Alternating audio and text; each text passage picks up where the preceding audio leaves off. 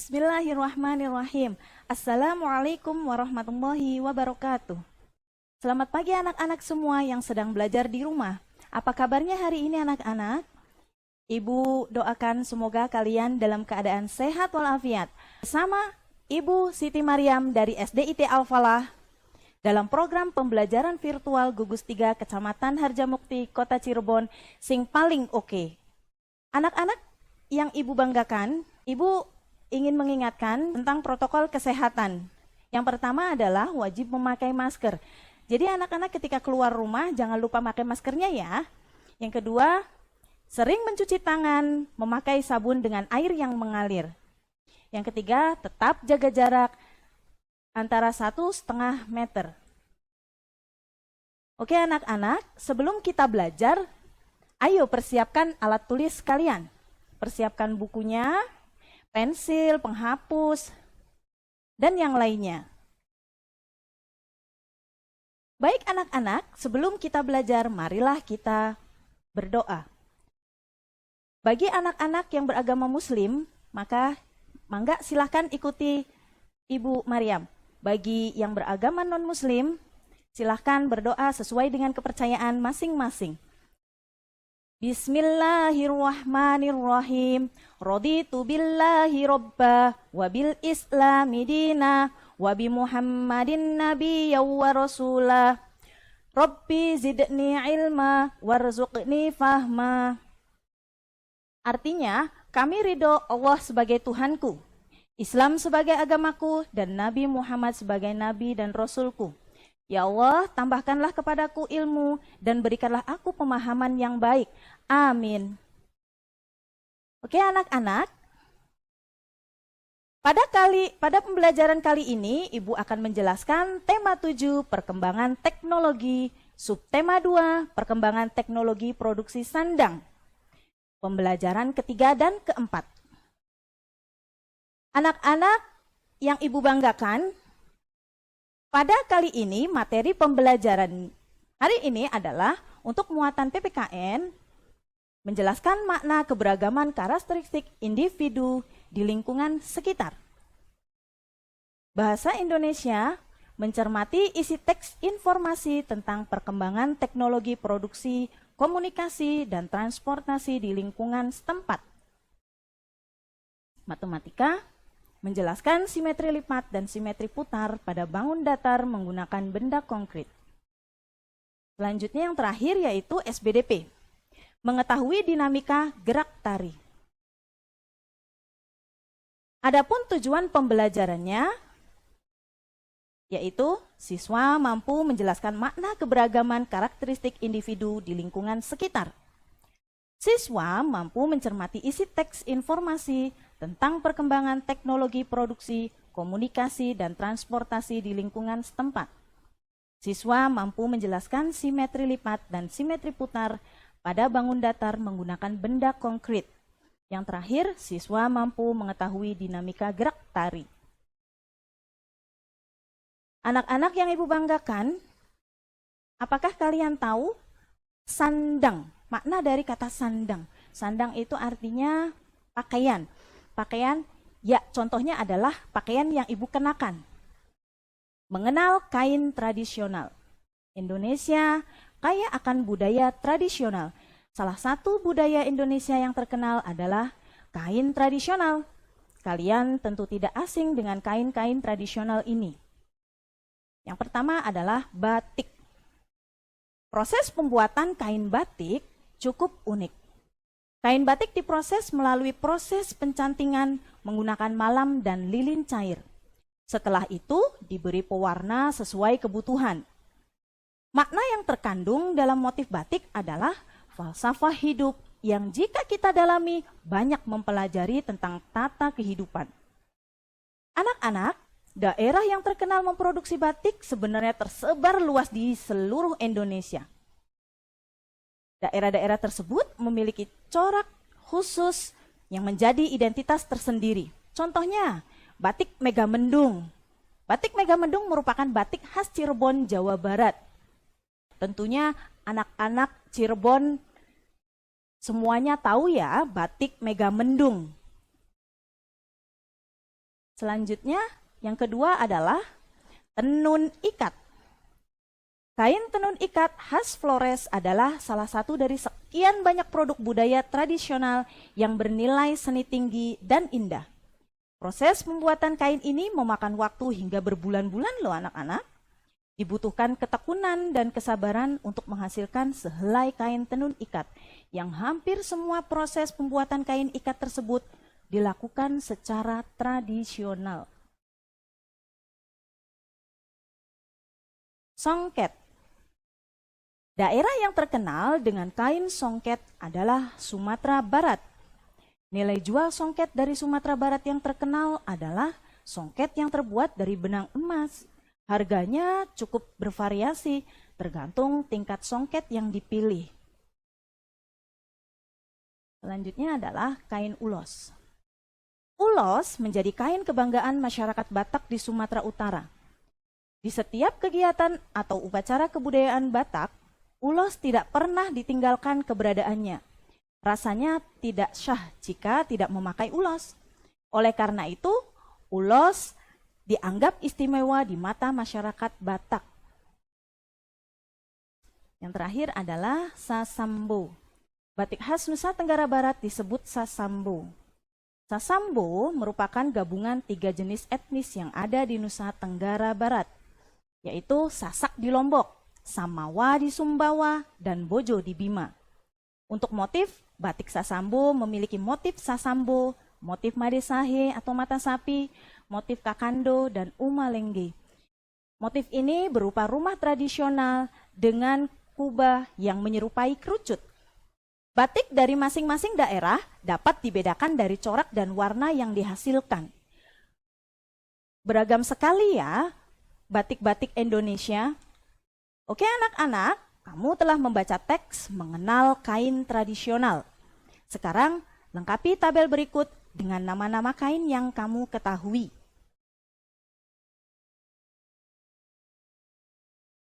Yang pertama, nama kain batik, asal daerahnya Jawa Barat.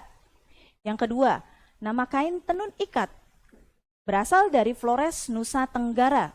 Yang ketiga, songket, asal daerahnya Sumatera Barat. Yang keempat, ulos, Sumatera Utara. Yang kelima, sasambo, Nusa Tenggara Barat.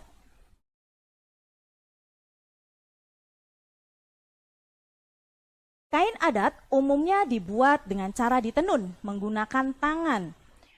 Banyak tarian daerah yang mengambil gerakan kegiatan menenun. Contohnya, tari Pontanu dan tari Tenumane.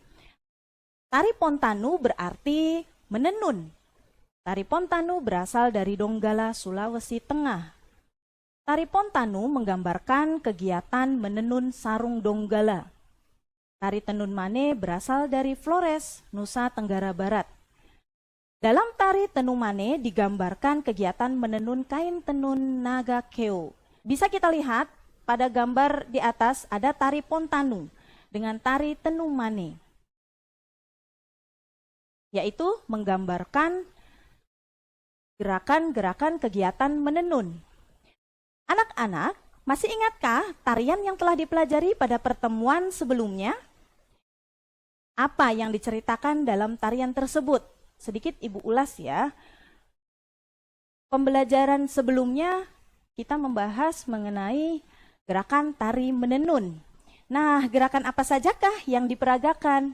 Ya, gerakan memintal kapas, gerakan menenun. Gerakan menenun itu ada 2 ya. Kemudian dilanjut dengan gerakan menjemur. Cobalah peragakan kembali gerakan tarian tersebut. Lakukan dengan riang gembira.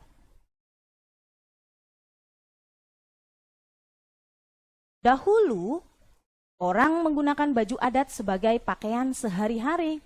Saat ini, jenis pakaian sangat beragam. Apa sajakah itu? Mari kita pelajari. Bacalah teks berikut dengan intonasi yang tepat. Jenis-jenis pakaian. Lani sedang mengamati pakaiannya. Ternyata ia memiliki banyak jenis pakaian. Ada pakaian yang ia gunakan sehari-hari, Ada juga pakaian yang ia gunakan pada waktu tertentu.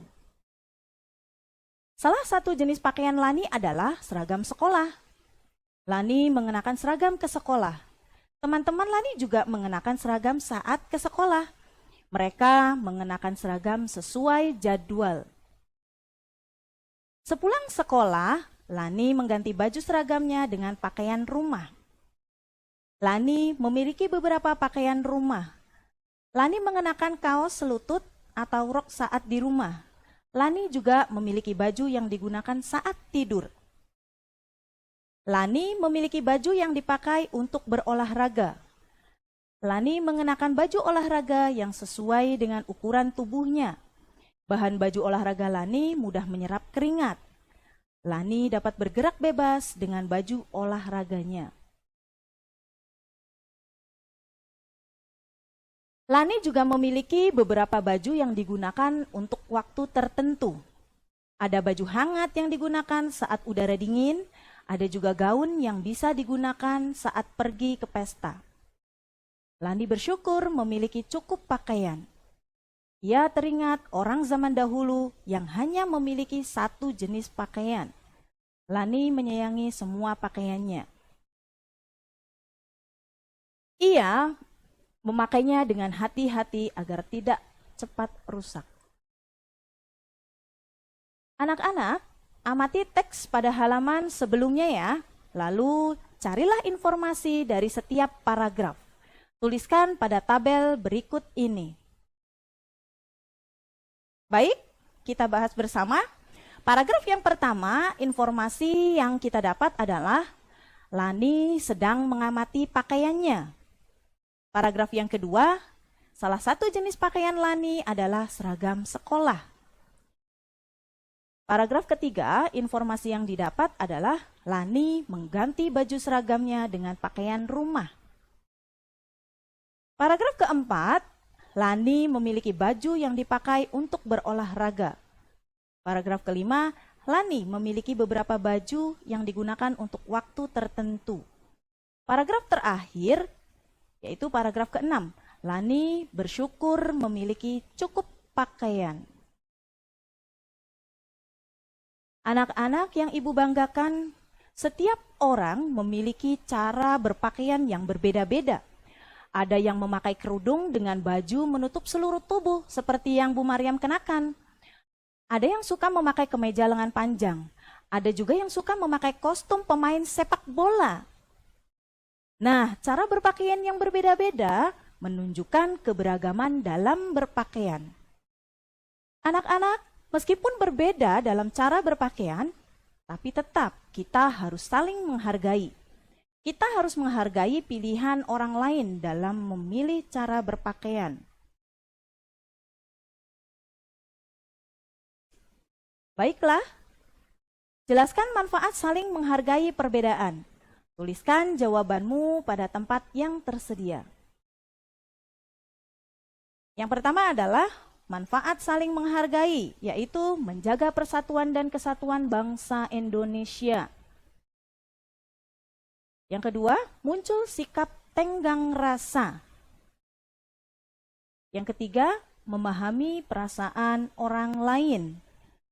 Yang keempat, saling melengkapi satu sama lain. Yang kelima, memperkaya wawasan.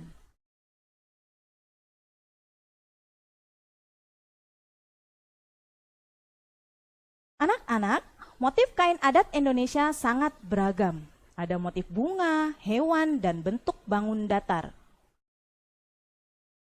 Amati motif kain adat berikut ini. Coba perhatikan ya. Motif apa saja sih yang kamu temukan? Sebutkan. Ya, motif-motif yang terdapat pada gambar di atas adalah ada motif bunga dan biji-bijian, ada motif segitiga, ada motif bulan dan lengkungan, dan juga ada motif bunga dan daun. Jika motif batik di atas kita gambar pada selembar kertas, kemudian digunting dan dilipat, maka beberapa gambar akan terbentuk simetri lipat.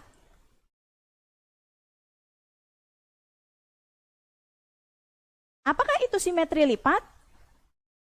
Simetri lipat adalah jumlah lipatan yang dapat dibentuk oleh suatu bidang datar menjadi dua bagian yang sama besar. Adapun syarat-syarat bangun datar memiliki simetri lipat adalah yang pertama, dapat dilipat menjadi dua bagian yang sama besar. Kemudian lipatan saling menutupi dengan tepat. Yang ketiga, memiliki sumbu simetri. Sumbu simetri adalah garis yang membagi suatu bangun datar menjadi dua bagian yang sama besar. Amati gambar berikut. Kita lihat pada gambar yang pertama menunjukkan bahwa gambar yang pertama itu memiliki simetris. Mengapa? Karena pada gambar di sebelah kanan dan kiri letaknya atau ukurannya sama-sama besar, ukurannya sama. Kemudian gambar yang kedua itu gambar tidak memiliki simetris. Mengapa demikian? Karena posisi yang di kanan dan yang di kiri itu berbeda. Baiklah, kita coba perhatikan bangun datar persegi. Kita lihat, kita lipat menjadi simetri lipat. Ya, 1, 2, 3, 4. Ya, ternyata bangun datar persegi memiliki 4 simetri lipat. Bangun datar persegi panjang. Coba kita lihat.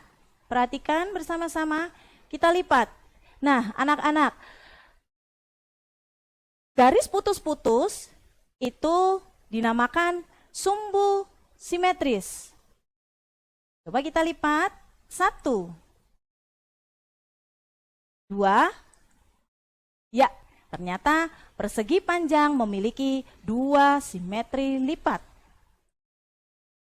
Selanjutnya, bagaimana dengan segitiga sama sisi? 1, 2, 3. Ya, segitiga sama sisi memiliki 3 simetri lipat. Segitiga sama kaki. 1. Ya, segitiga sama kaki hanya memiliki 1 simetri lipat. Selanjutnya adalah layang-layang. Kita lipat, ternyata layang-layang juga memiliki 1 sumbu simetri lipat. Belah ketupat. Bagaimana dengan belah ketupat? Kita hitung bersama. 1, 2, ya. Belah ketupat memiliki 2 simetri lipat. Anak-anak, gambarlah beberapa bentuk bangun datar yang kamu ketahui. Lalu, guntinglah gambarmu mengikuti bentuk. Berlatihlah mencari banyaknya simetri lipat. Tuliskan hasil temuanmu pada tabel berikut. Ya. Oke. Yang tadi sudah kita bahas ya. Nomor 1 adalah persegi, banyaknya simetri lipat berjumlah 4. Persegi panjang, simetri lipatnya berjumlah 2. Segitiga, simetri lipatnya berjumlah 3. Selanjutnya, bentuk bangun datar lingkaran, banyaknya simetri lipat, yaitu tak terhingga. Khusus untuk lingkaran, memiliki banyak simetri lipat tak terhingga. Selanjutnya yaitu ketupat. Ketupat memiliki 2 simetri lipat. Anak-anak, selain simetri lipat, bangun datar juga memiliki simetri putar. Apakah simetri putar itu? Simetri putar adalah banyaknya putaran yang dapat dilakukan pada suatu bidang datar. Nah, adapun syarat bangun datar memiliki simetri putar, yaitu hasil putaran menutupi pola yang sama ketika sebelum diputar.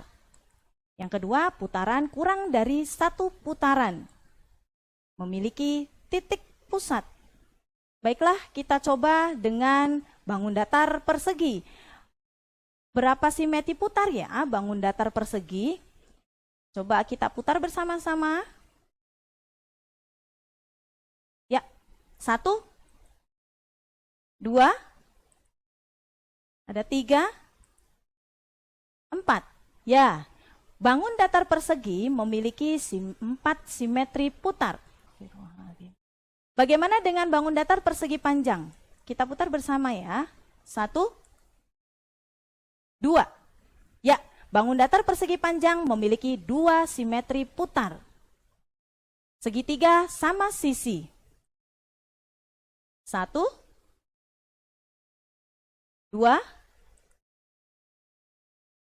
3. Ya, ternyata segitiga sama sisi memiliki 3 simetri putar. Sekarang lingkaran. Nah, lingkaran. Bagaimana dengan bangun datar lingkaran? Ya, betul. Lingkaran memiliki simetri putar tak terhingga. Segitiga sama kaki. Ya, segitiga sama kaki hanya memiliki 1 simetri putar. Layang-layang. Ya, layang-layang memiliki 1 simetri putar.